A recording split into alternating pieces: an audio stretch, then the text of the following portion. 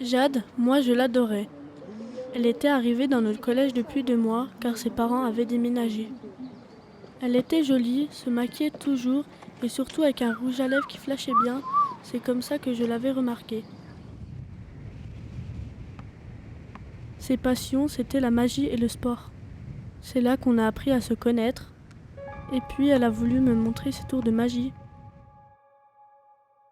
Elle me tirait les cartes ou faisait disparaître des objets.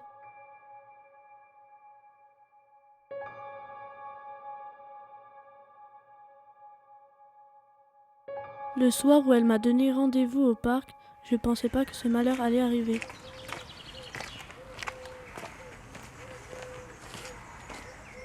Jade, tous les mecs lui tournaient autour, mais elle s'en foutait un peu. À ce qui paraît, elle croyait aux esprits, on l'appelait l'apprentie sorcière. Dans la classe, il y en a pas mal qui la supportaient pas et arrêtaient pas de la critiquer. Moi, je pense que c'est une affaire de jalousie qui a tourné au drame.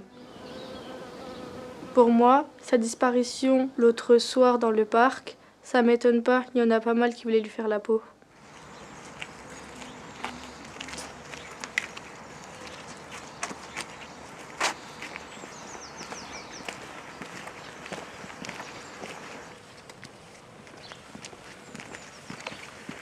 Bon, Lou, pars devant, on va se cacher avec Louane.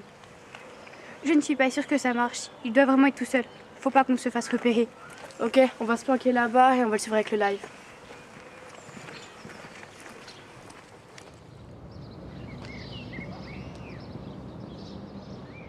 Baptiste, j'avais fait sa connaissance sur les réseaux sociaux.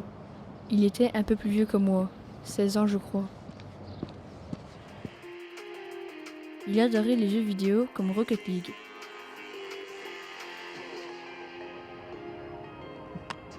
On discutait souvent sur Snap. Il me disait qu'il s'ennuyait en cours et qu'avec les jeux vidéo, il oubliait tous ses ennuis.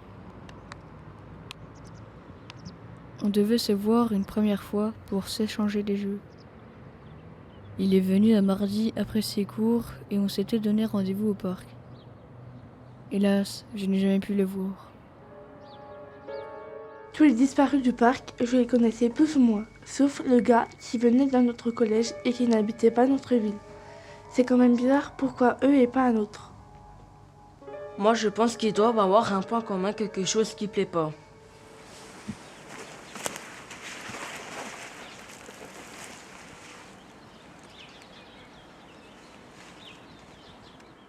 J'étais avec Léa, on était partis faire du shopping parce que c'était les soldes. Et on était partis s'acheter des tartes aux fraises et des boissons. Et on est allé dans un parc et je me suis absentée pour aller aux toilettes. Et quand je suis revenue, j'ai eu l'impression que la nuit était tombée d'un seul coup. Léa avait disparu et les tartes aux fraises aussi. Et j'ai regardé au-dessus de ma tête et j'ai vu comme un énorme oiseau. Moi, je pense plutôt que c'était une soucoupe volante.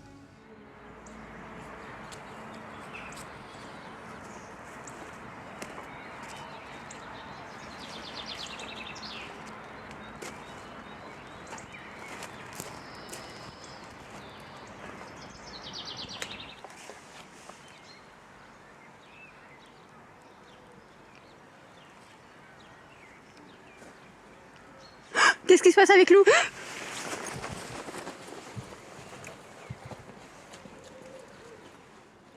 Avec mes potes, on aimait bien traîner dans le parc. Ce soir-là, on se courait après et soudain, on a entendu Marco crier au secours.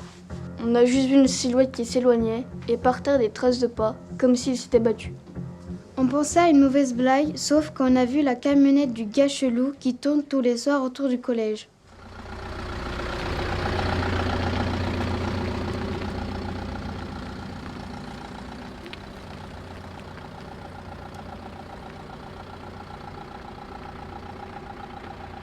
Après, on a aussi retrouvé son iPhone cassé et un peu plus loin, des traces de pneus.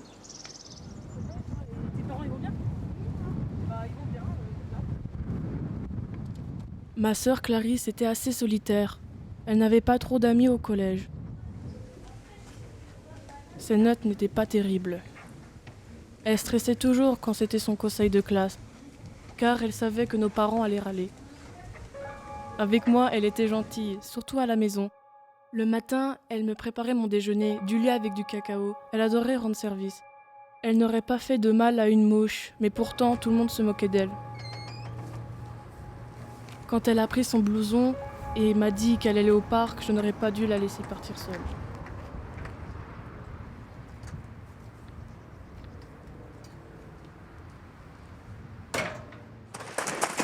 Ça va, Lou?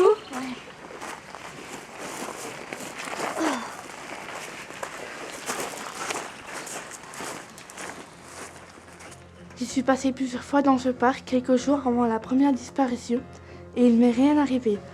Moi, j'ai bien aimé, mais vous allez me prendre pour une dingue.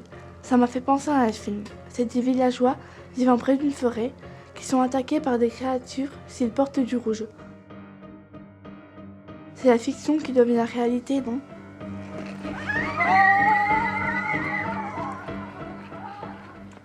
On n'a rien trouvé du tout.